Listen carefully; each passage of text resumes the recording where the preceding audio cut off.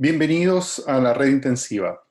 En esta oportunidad quiero presentarles una serie de imágenes y esquemas con relación al manejo de la vía aérea en pacientes con COVID-19, que en este momento nos están presentando un gran desafío a todos los profesionales de la salud.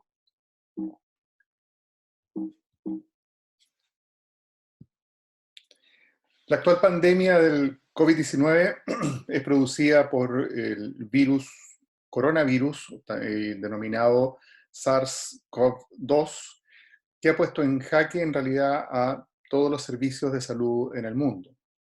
Esto también ha significado que los profesionales de la salud se han visto involucrados en cuanto a que tenemos un riesgo de contagio de esta enfermedad.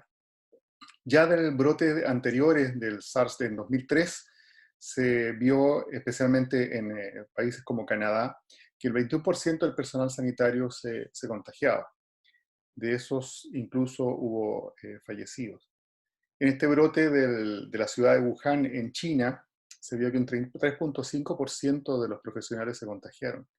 Todavía no tenemos cifras de la situación en Europa, especialmente en Italia y en España, pero sin embargo todos los días llegan reportes y escuchamos acerca de la situación muy crítica que se está viviendo en esos lugares. Eh, es importante esta afectación de los profesionales de la salud porque esto implica que hay consecuencias bastante graves con relación a la disponibilidad de personal médico, de enfermería y paramédico. Sin duda que si esto ha provocado miedo en la población general, dentro de los profesionales de la salud, por supuesto que también. ¿Por qué esta enfermedad representa un desafío?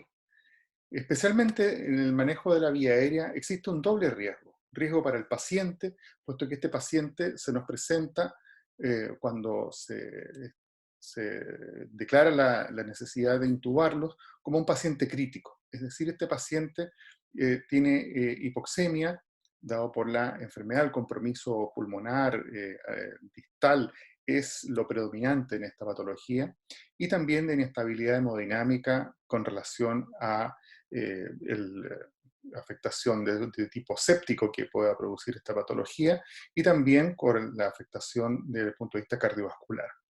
Y también representa un riesgo para el personal sanitario, como ya lo habíamos dicho, porque la causa de esta enfermedad es altamente transmisible. Por lo tanto, necesitamos los profesionales protegernos. Quiero mostrarles este esquema que en el fondo representa las diferentes fases del manejo de la vía aérea que en estos pacientes se pueda dar. En primer lugar están las indicaciones y toma de decisiones. En segundo, las condiciones de la sala de procedimiento, la preparación del paciente, el recurso humano, las medidas estándar, las medidas de protección personal, la monitorización que requiere el paciente, el plan de manejo, es decir, qué vamos a hacer, en general la intubación traqueal, la secuencia, cómo lo vamos a hacer, en general la intubación en secuencia rápida, la estrategia, qué haremos si el plan falla, es decir, si la intubación traqueal no es posible o fracasa, qué alternativas de rescate tenemos. El equipamiento también es muy importante, los recursos farmacológicos, el posicionamiento de este paciente, las técnicas de preoxigenación y oxigenación continua que están orientadas a básicamente dar mayor tiempo para maniobrar, tratando de que el paciente no caiga en hipoxemia o hipoxemia severa. La laringoscopía y la intubación, en cuanto a técnicas con laringoscopía directa y con videolaringoscopía, el manejo postintubación, la resolución de dificultades, la extubación, el transporte y traslado de estos pacientes, y también algo sobre el manejo del paciente quirúrgico. Dentro de las estrategias generales, la insuficiencia respiratoria con la que se presentan estos pacientes requieren principalmente oxigenoterapia y en algunos casos también soporte ventilatorio que puede ser invasivo o no invasivo. Aquí ustedes tienen algunos dispositivos que se usan en general para poder manejar a estos pacientes. En las indicaciones y toma de decisiones tenemos que, cuando uno decide intubar a un paciente, principalmente tiene como objetivos el corregir la hipoxemia y la hipercapnia, obtener y o mantener una vía aérea permeable, proteger esta vía aérea de la aspiración de contenido gástrico y, en este caso, proteger el ambiente de la diseminación viral, anticipar un deterioro clínico y, por último, permitir un procedimiento ya sea diagnóstico como también terapéutico. Ahora, ¿qué ocurre con los pacientes que tienen esta patología derivada del virus coronavirus? En los protocolos, especialmente de la ciudad de Wuhan, en anestesiología y los servicios de urgencia e intensivo, se consideró que el paciente tenía indicación de intubación, por supuesto, si estaba en paro cardíaco, si tenía pérdida o riesgo de perder la vía aérea, pero también si había una falla respiratoria o una hipoxemia importante, a pesar de que habían sido implementadas estrategias de soporte no invasivo y la condición empeoraba. Por lo tanto, ustedes pueden ver aquí que la decisión de intubar a un paciente tiene que ver con una decisión que es tomada de manera bastante pronta, pues, porque aquí ellos definen que en las últimas 2 horas los soportes ventilatorios no invasivos han fracasado, por lo tanto, el paciente necesita ser intubado. Estos procedimientos de manejo de algunos de estos pacientes generan riesgo porque algunos de ellos producen o son proclives a producir aerosoles. Estos aerosoles que se diseminan por el ambiente pueden llegar al personal de salud y producir el contagio. Los procedimientos que generan aerosoles son la ventilación a presión positiva con sistema de bolsa máscara o también el BNI, las cánulas nasales de alto flujo, la nebulización de drogas a través de mascarillas, la reanimación cardiopulmonar antes de la intubación, y después veremos qué pasa con eso, la aspiración traqueal con sistema abierto y también la extubación. Los que son proclives a generar aerosoles, es decir, que cuando uno realiza un procedimiento, no en sí mismo, pero sí tienen el riesgo de producir el aerosol, son la laringoscopía, la intubación traqueal, la broncoscopía, la endoscopía digestiva alta y también el abordaje cervical de la vía aérea, ya sea de emergencia como la cricotilotomía o la traqueostomía. Cuando uno va a manejar a un paciente, uno en primer lugar tiene que evaluarlo, evaluar las condiciones en que está, evaluar las condiciones que se nos presenta para el manejo de la vía aérea, si el paciente abre la boca, si es capaz de protruir la lengua, qué magnitud de la hipofaringe es capaz de mostrar, es el signo de Mallampati que muchos de ustedes conocen, y una serie de elementos que nos van a ayudar a determinar la dificultad que va a tener ese paciente con las diferentes técnicas y diferentes abordajes del manejo de la vía aérea. Esto va a generar un plan. Ahora, el plan en estos pacientes va a ser siempre la intubación traqueal. No hay otra alternativa. Por lo tanto, tenemos que nuestra secuencia y nuestra estrategia van a estar abocadas hacia lograr el éxito de ese plan, que es la intubación traqueal.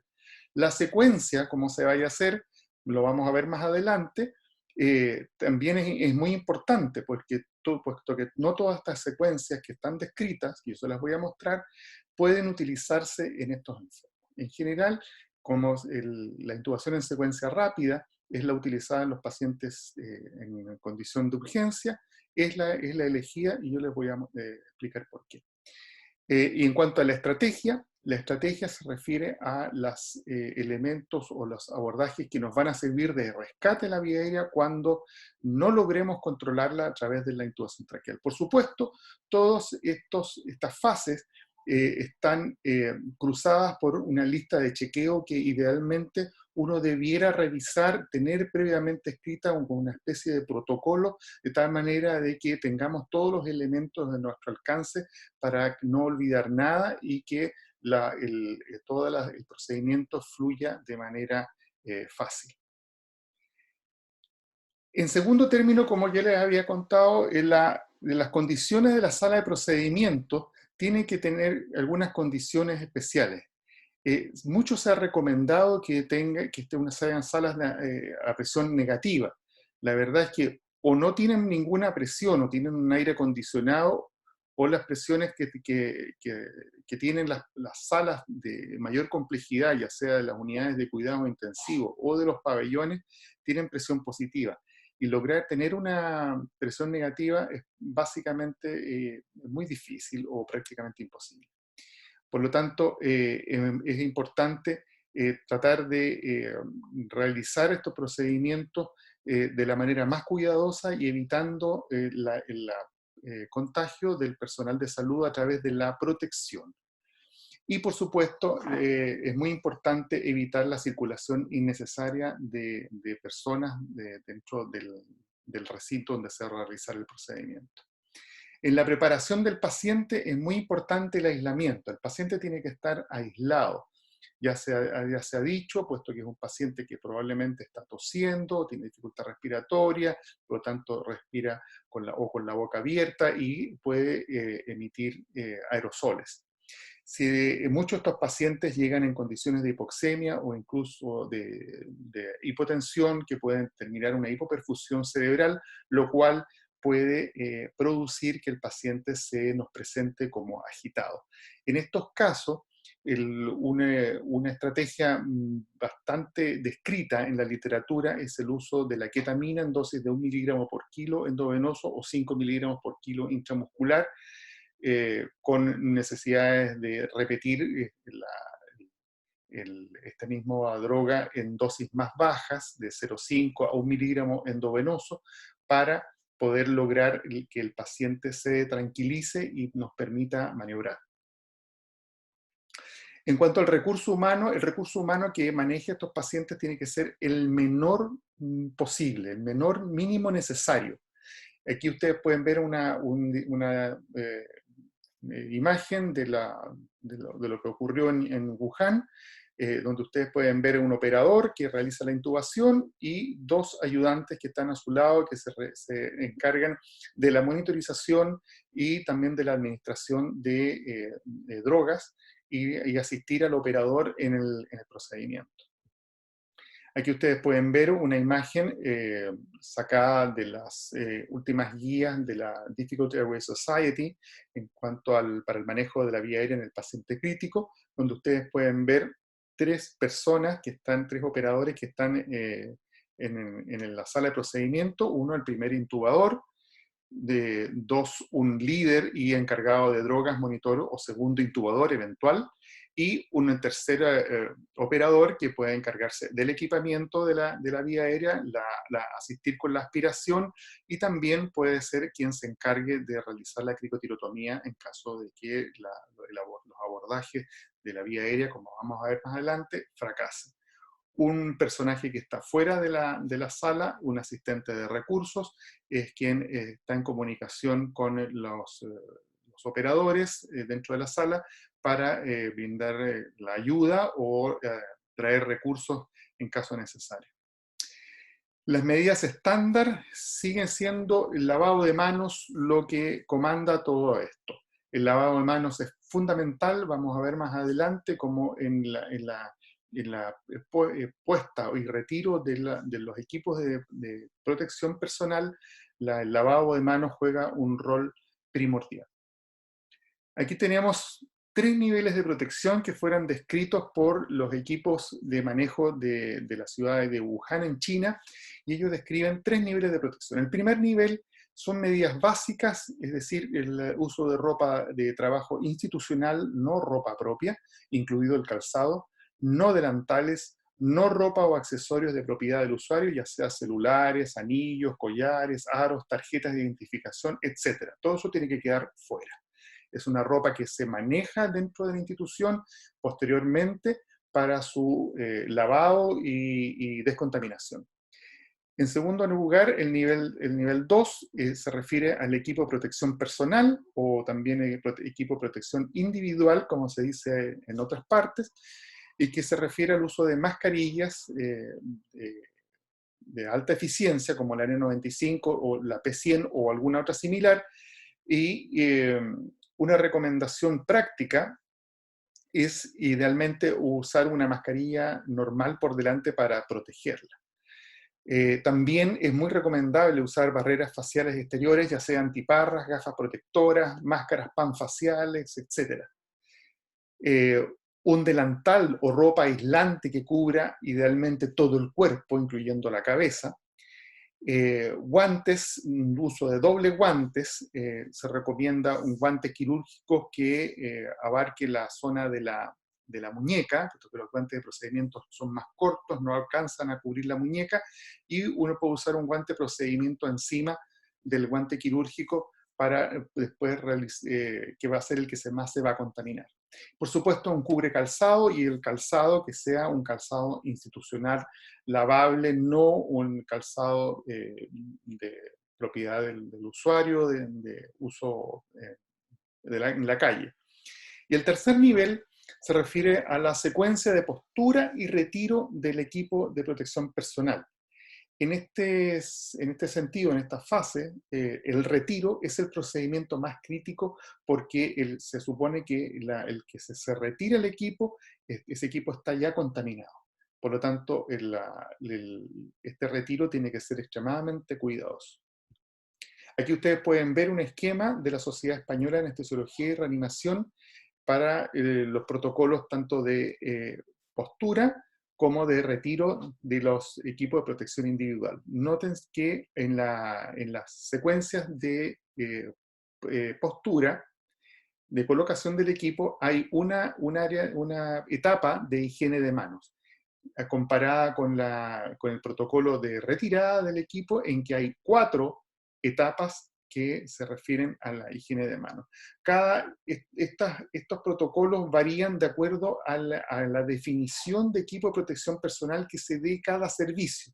Por lo tanto, cada servicio, de acuerdo a las características del equipo de protección personal, tiene que definir el protocolo más adecuado para ellos. Este es solo un ejemplo, no necesariamente el que vamos a usar cada uno de ustedes en su servicio.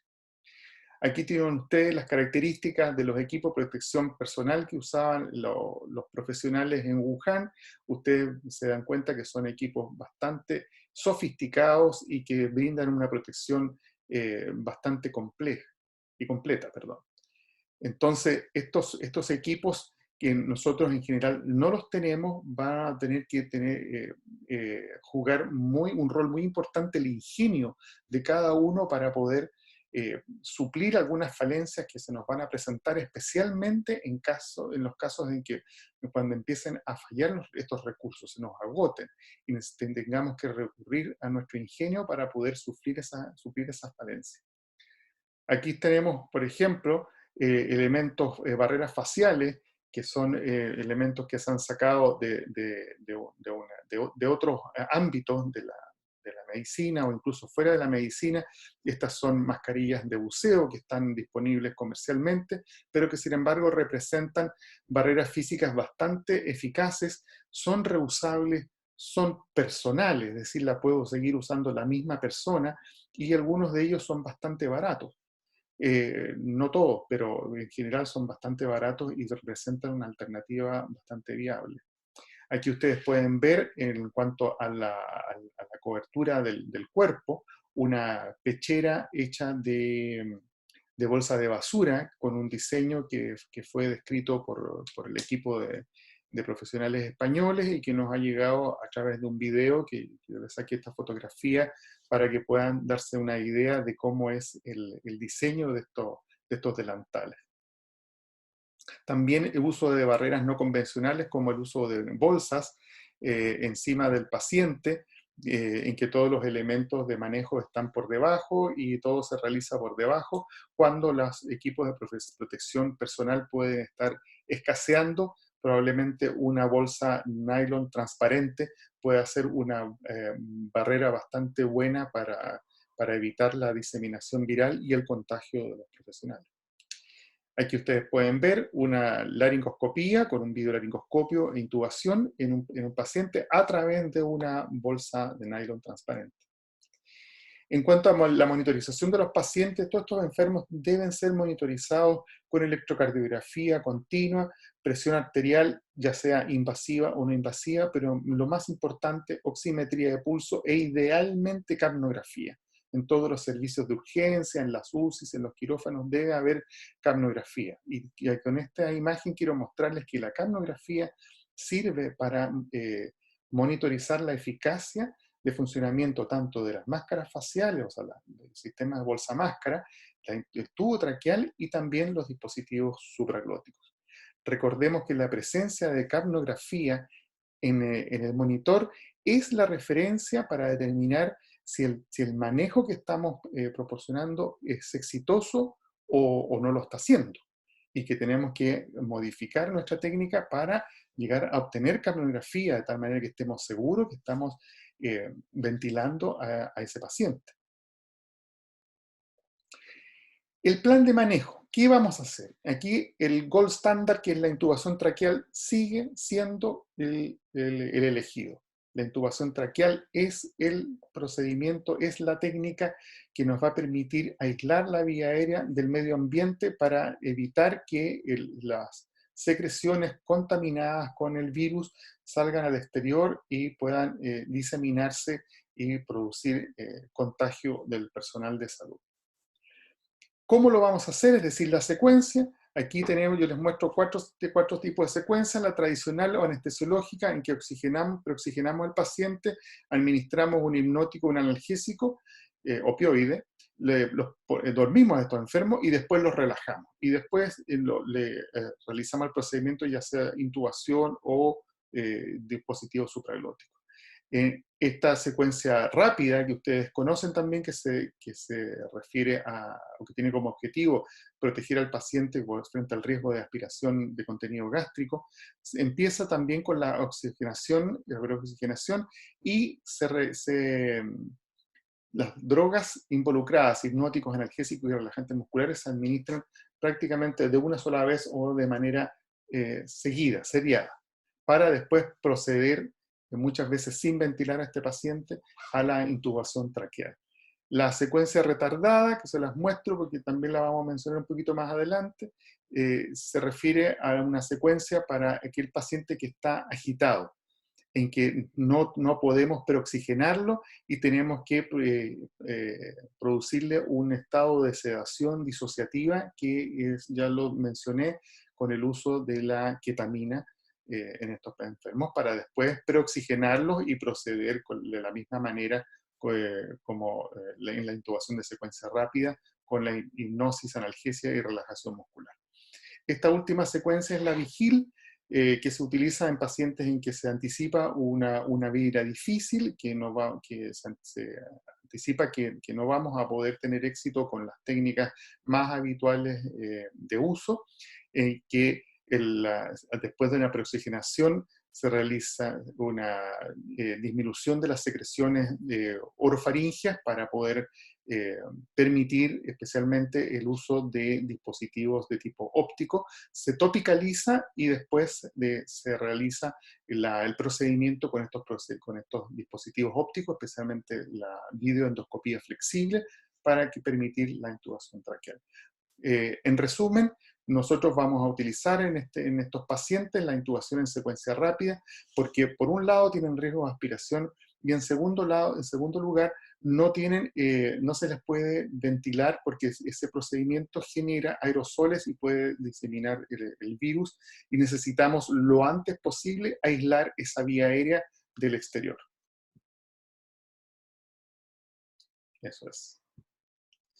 En la estrategia de decir, ¿qué haremos si falla el procedimiento de intubación? Bueno, vamos a tener que recurrir a los otros 3 abordajes de la vía aérea, 2 que son los más habituales, la máscara facial y los dispositivos supraglóticos, y en tercer lugar, la cricotirotomía de urgencia, que va a ser el último recurso el que vamos a disponer para poder rescatar esa vía aérea.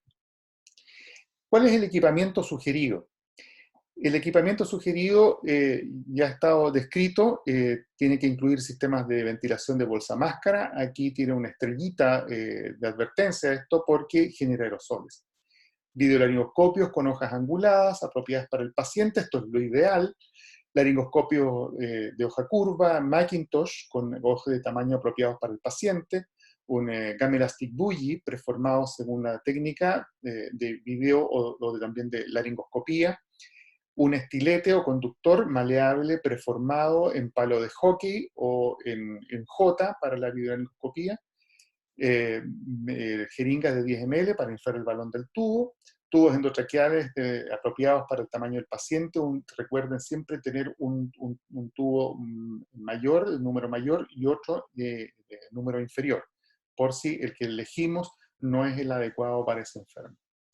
Dispositivos supraglóticos, idealmente de segunda generación, puesto que tienen un mejor sello y además tienen un canal de aspiración gástrica, permitiendo este mejor sello una menor diseminación viral que la que producen los dispositivos de primera generación. Tamaños apropiados, por supuesto, adultos 3, 4 y 5. Cánulas orofaringeas y nasofaringeas, según el tamaño del paciente, equipos de cricotirotomía de emergencia. Aquí lo recomendado es utilizar el equipo para la técnica de bisturí bully-tubo, es decir, un bisturí número 10, un bully de tamaño 12 o 15 French y un tubo endotraqueal de tamaño 6. Sondas nasogástricas 14 a 16, porque vamos a descomprimir el estómago de este enfermo, vamos a drenarlo. Un filtro viral, que también lo vamos a ver, cintas para fijar el tubo, líneas de capnografía de repuesto por si la anterior o está tapada o disfunciona o se contamina, etc. Y cánulas de aspiración gruesa para poder manejar una eventual regurgitación de contenido gástrico o vómito franco, teniendo en consideración que la aspiración en estos casos produce también diseminación viral, por lo tanto también vamos a tener que tener precaución con ese procedimiento. Aquí tenemos el filtro viral bacteriano que se puede utilizar con las mascarillas faciales y los equipos de bolsa máscara, en que se disponen entre el equipo bolsa máscara y la máscara misma. De tal manera que el aire expirado del paciente pase primero por este filtro y no salga hacia afuera por la válvula expiratoria contaminando el ambiente. Por eso esta técnica produce contaminación y diseminación viral, porque todo el aire expirado del paciente sale a través de la válvula expiratoria. Aquí tenemos los dispositivos supraglóticos, aquí tienen los de primera generación, que son en general tubos de ventilación. No son más que eso, son tubos de ventilación. Es una mascarilla o un par de balones, como en el caso del tubo laringio, que se ubican en la hipofaringe, producen un sello alrededor de la laringe y permiten imprimir ventilación a presión positiva. No son más que eso. En contraste con los dispositivos supraglóticos que, como les adelanté, tenían un tubo de drenaje gástrico, tienen un sello faríngeo mejorado y también tienen un bloqueo de mordida integrado. Aquí ustedes pueden ver que todos estos tienen un orificio en la punta, en el extremo distal, que es el orificio que va a permitir la entrada de una sonda, una sonda gástrica para la aspiración de contenido gástrico. Lo mismo el tubo laringio S, la IGEL y la Air Blocker. Algunos de ellos, estos 5, permiten una cosa muy singular, que es intubar o pasar un tubo a través del canal de ventilación. La IGEL, la máscara laringea protector, la QSP, el tubo laringeo intubador y la AuraGain. Estos 5 dispositivos supraglóticos pueden ser usados para aquellos casos en que no se pudo intubar con laringoscopía o con videolaringoscopía. Se rescata la oxigenación con estos dispositivos y se pueden usar como puente para la intubación. El procedimiento para esto es un procedimiento complejo que debe ser realizado por un especialista entrenado y siguiendo las recomendaciones publicadas en la literatura. No es para cualquier servicio de urgencia o unidad de cuidado intensivo en que no tengan experiencia con esta técnica. Es muy importante también dejar en claro que no debe intubarse a través de dispositivos supraglóticos con una técnica a ciegas. Tiene que ser una técnica bajo visión directa para evitar trauma de la vía aérea y riesgo de perder su permeabilidad por múltiples intentos de intubación. En cuanto a las drogas, siempre vamos a requerir tres tipos de drogas. Un relajante muscular, algo que duerma al paciente, es decir, el hipnótico, y un analgésico de tipo opioide. Es muy importante esta parte de la presentación porque aquí tiene que haber una comunicación muy importante con el equipo de enfermería para que las drogas sean preparadas de la manera adecuada, administradas de la manera adecuada, con sus dosis apropiadas, eh, para que evitar efectos adversos o malos entendidos o errores de medicación. Todas estas drogas producen hipotensión, todas ellas producen vasodilatación y depresión de la función cardíaca. Por lo tanto, debemos administrar dosis mucho menores si el paciente está en estado de shock o hipotensión, y podemos utilizar dosis normales si el paciente está normotenso o incluso hiperdinámico. Aquí tenemos un esquema de algunas dosis sugeridas de estas drogas, en primer término los hipnóticos como el propofol, etomidato, ketamina, también midazolam, que es el que menos me gusta porque tiene una latencia muy larga, y además recuérdense que estamos usando una secuencia de intubación rápida, por lo tanto eso implica utilizar drogas que tengan una latencia corta, que tengan un efecto ojalá inmediato. Y el midazolam no es una de esas drogas. Por lo tanto, no es una de las drogas que más vamos a preferir, a pesar de que tengo plena conciencia de que en muchos servicios es la única droga de la que se dispone. Así que, por lo tanto, por eso la incluí, la midazolam, en estas dosis sugeridas. Hay que también considerar que algunos pacientes hacen reacciones inesperadas, efectos paradojales, que no solamente no se duermen, sino que se agitan. Por lo tanto, es una droga que puede tener un efecto de doble filo que es muy necesario considerar. Entre los relajantes musculares, clásicamente la succinilcolina y más recientemente el rocuronio en dosis altas. Dosis altas especialmente en pacientes que están con hipotensión, choqueados, tenemos que usar dosis altas, 2 miligramos por kilo, yo me atrevería a decir para cualquiera de los dos, porque al estar hipoperfundida la placa motora necesita mayores dosis para que la droga haga efecto.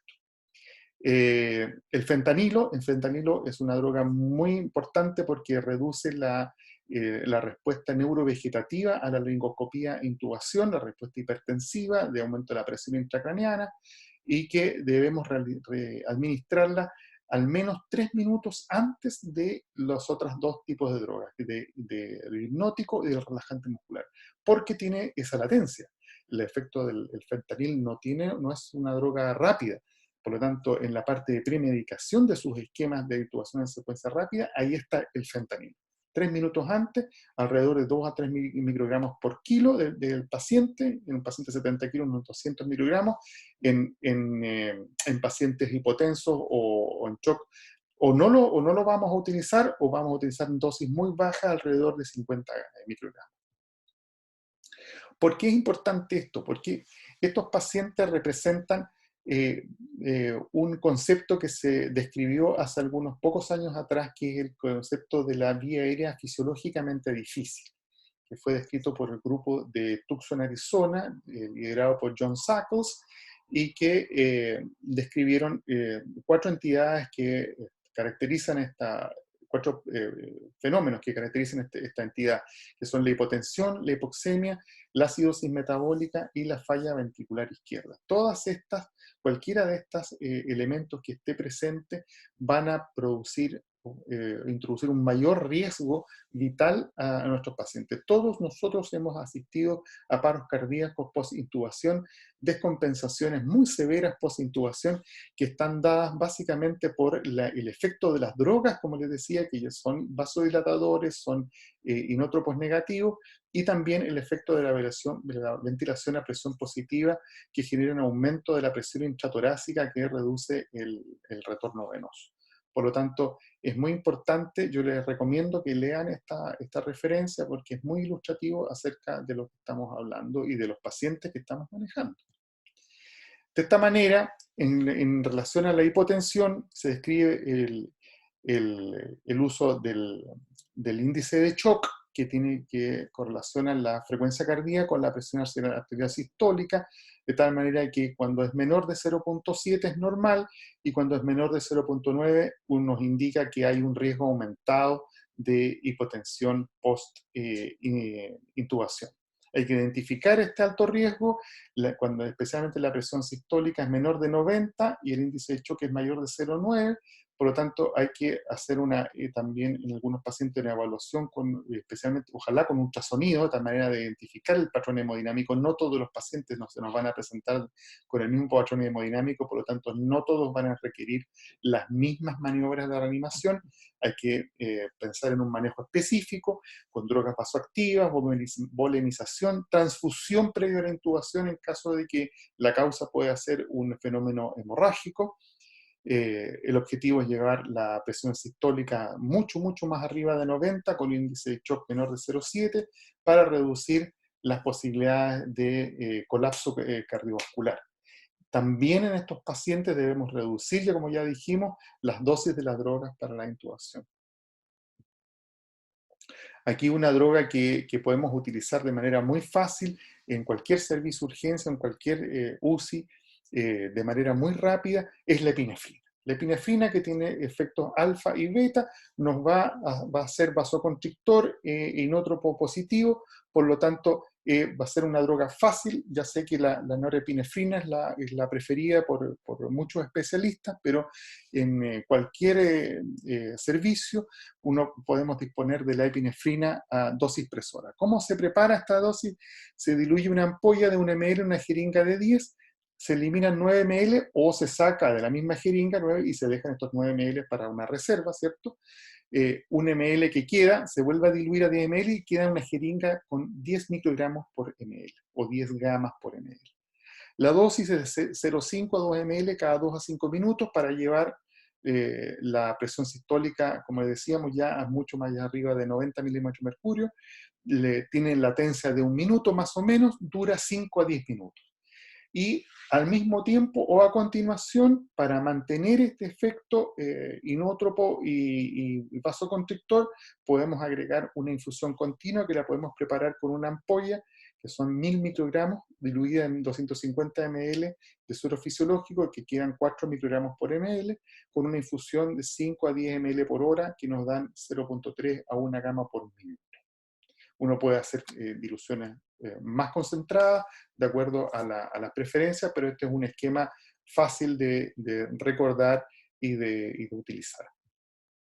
En cuanto al aposicionamiento del paciente, es muy importante saber que cuando un paciente está recostado, disminuye sus volúmenes pulmonares, por lo tanto la capacidad residual funcional está reducida, incluso pues, tanto como medio a 1 litro en algunos pacientes, especialmente pacientes obesos o pacientes embarazadas que tengan un aumento de la presión intraabdominal, pueden presentarse este fenómeno mucho más marcado.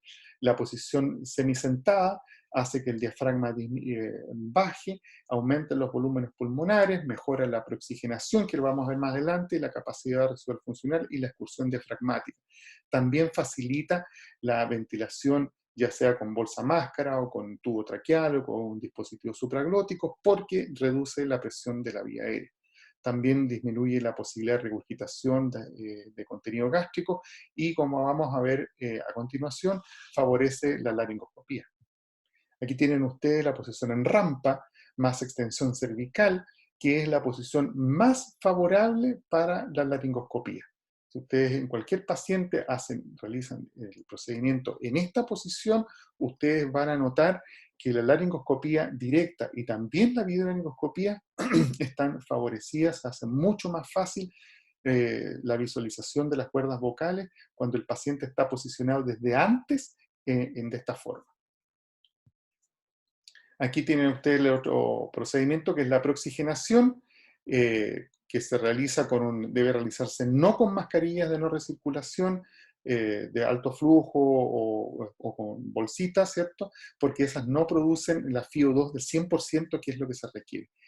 Aquí debe usarse el sistema bolsa máscara con un buen sello, FiO2 100%, ventilación espontánea, recuerden que es preoxigenación, no es ventilación, unos 5 minutos al menos. Si tuviéramos en algunos casos puede incluso hacerse un apoyo inspiratorio suave con la bolsa, siguiendo la fase inspiratoria del paciente, de tal manera de apoyarlo solamente, también es válido.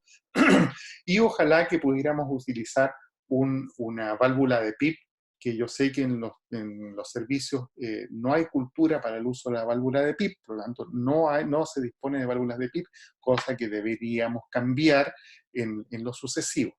Idealmente hay que usar capnografía para poder ver la curva de capnografía y saber que el paciente está ventilando efectivamente. Y también en algunos casos, especialmente nosotros en anestesia, utilizamos los oxímetros en línea para poder determinar la fracción expirada de oxígeno, y cuando esta llega a 90, si ustedes se fijan aquí, está en 41. Cuando es 90 o más de 90, nosotros decimos que la preoxigenación está completa, y esa es la única manera de poder saber que una oxigenación está completa, para poder maniobrar y que tenemos toda la capacidad residual funcional llenita de oxígeno, y nos va a permitir un tiempo de seguro de apnea lo más prolongado posible. Pero aquí nos enfrentamos a que no tenemos el dispositivo, y también estos pacientes tienen una capacidad residual funcional disminuida porque tienen una patología alveolar que les reduce su espacio y su volumen. En la oxigenación continua también es un elemento muy, muy interesante para el manejo de la vía aérea de urgencia, en que se realiza un aporte continuo de oxígeno durante la laringoscopía, ya sea con cánulas nasales normales o también con cánulas nasales de alto flujo. Pero sin embargo, como ya les habíamos dicho, estas técnicas producen generación de aerosoles, por lo tanto no están permitidos o aconsejados en estos pacientes con COVID-19. Aquí tienen ustedes los elementos que hacen que una laringoscopía directa sea exitosa. Hay que hacer una posición óptima del operador, y aquí es muy importante remarcar que en estos pacientes el operador tiene que mantenerse alejado de la boca del paciente, alejado, porque cualquier tos, cualquier aire expirado por el enfermo pueden producir contaminación del ambiente e inhalación y contagio de la enfermedad. Entonces, muy importante estar alejado de la cara del paciente cuando uno realiza esta intubación. La posición en rampa para eso es fantástica. La elevación correcta del laringoscopio, ubicación correcta de la hoja del laringoscopio en la vallécula, se usan hojas rectas, pellizcando la epiglotis, la manipulación externa de la laringe por el mismo operador y estabilizada por el ayudante, también nos ayuda a mejorar la laringoscopía de manera dramática muchas veces. A veces no ve nada, ninguna porción de las cuerdas vocales, es decir, un Cormac-Lejeune 4, y con la manipulación externa de la laringe uno puede visualizar prácticamente toda la anatomía.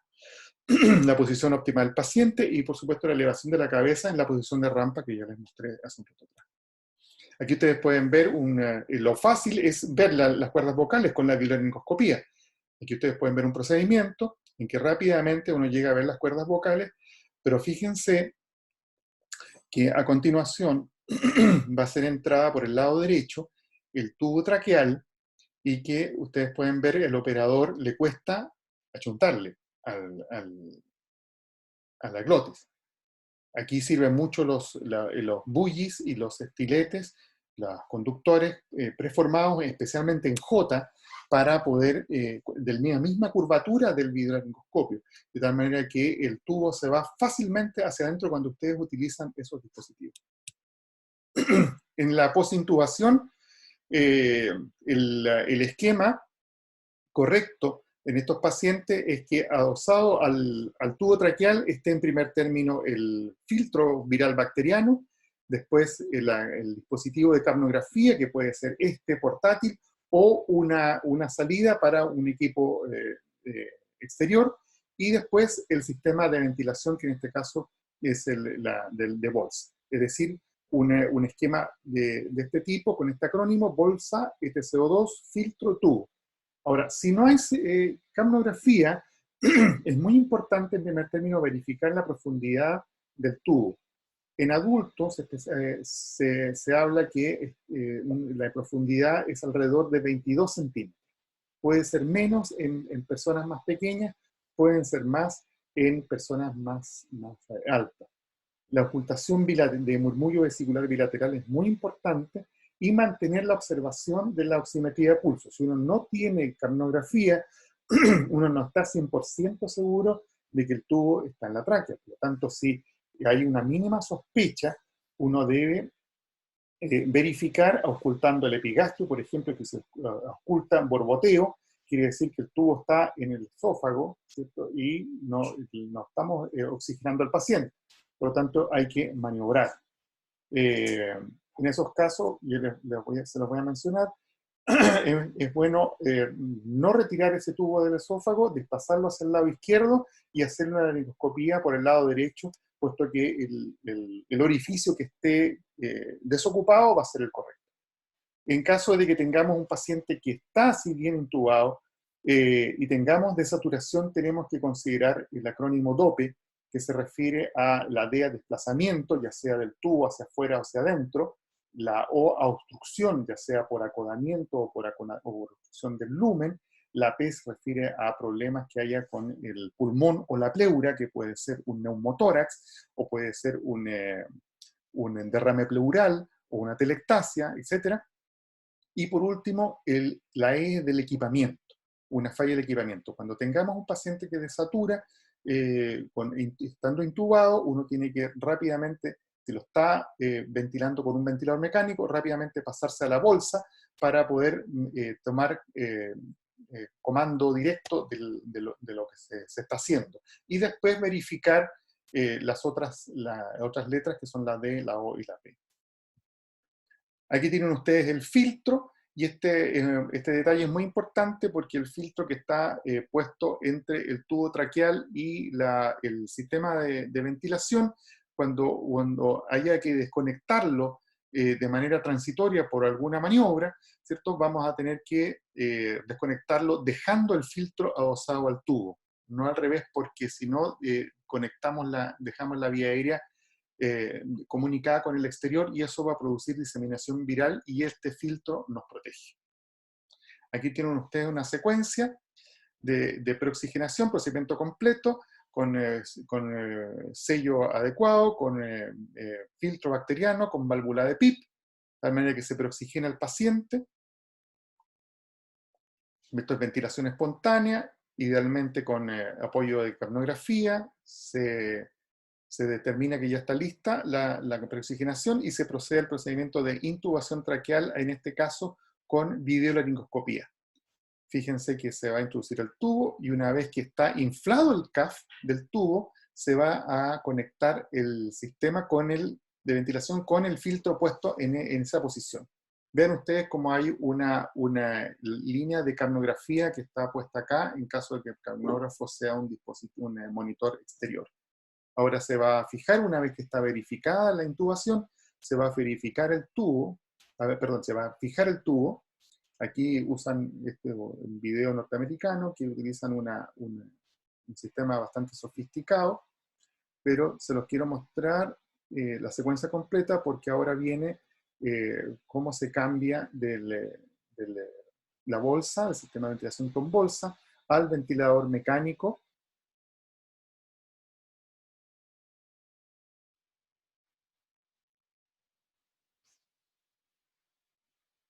Y rápidamente se conecta todo dejando el filtro viral bacteriano y la línea de capnografía conectada para poder seguir monitorizando y protegiendo a nuestros pacientes. Ahí está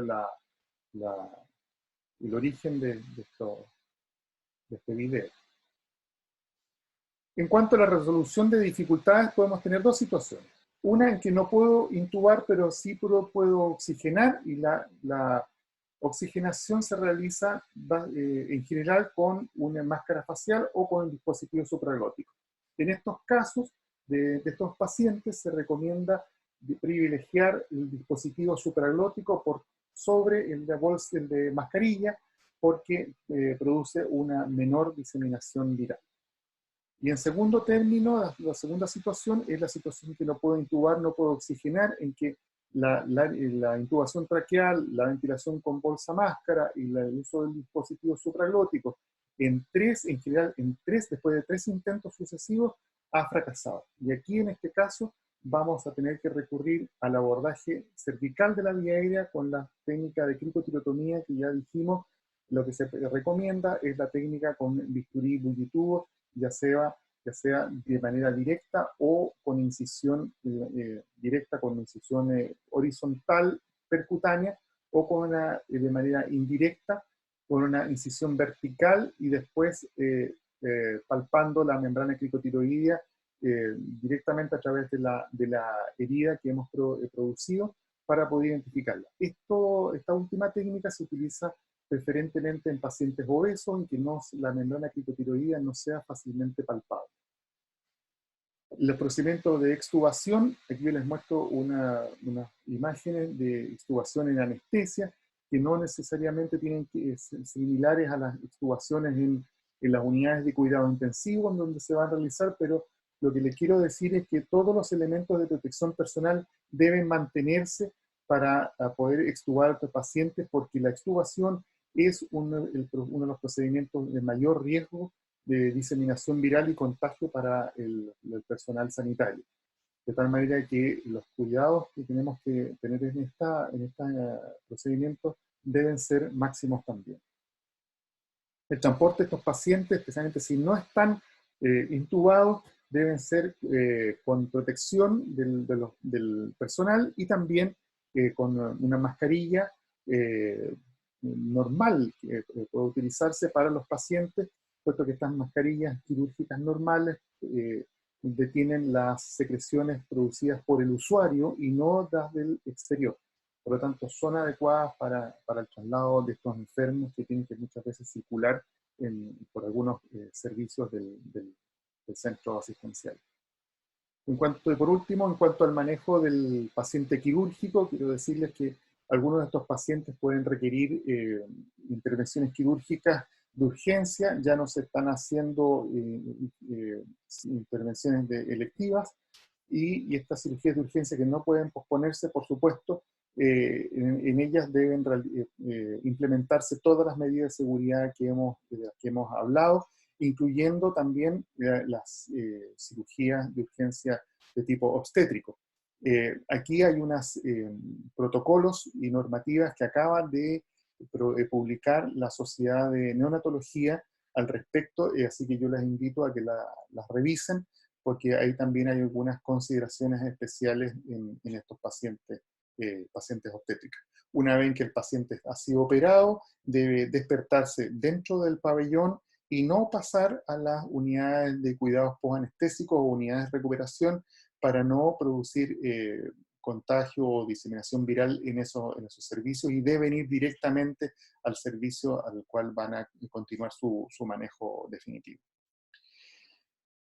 Finalmente, quiero darles las gracias por permitirme llegar hasta ustedes. Soy parte del equipo que vamos a enfrentarnos a este gran desafío que significa esta pandemia, y quiero entregarles de parte de la Sociedad Chilena de Medicina Crítica y Urgencia un mensaje de aliento, de entusiasmo, para que enfrentemos este gran desafío con alegría y también con harta punto honor, de tal manera que tengamos en mente nuestra protección, porque nosotros también somos importantes en cuanto a mantenernos sanos y mantener protegidos a nuestros enfermos, brindándoles las mayores medidas de seguridad. Así que les agradezco vuestra atención y los dejo invitados para que sigan informándose a través de las diferentes publicaciones que la sociedad está publicando en su página web y también en las redes sociales. Muchísimas gracias.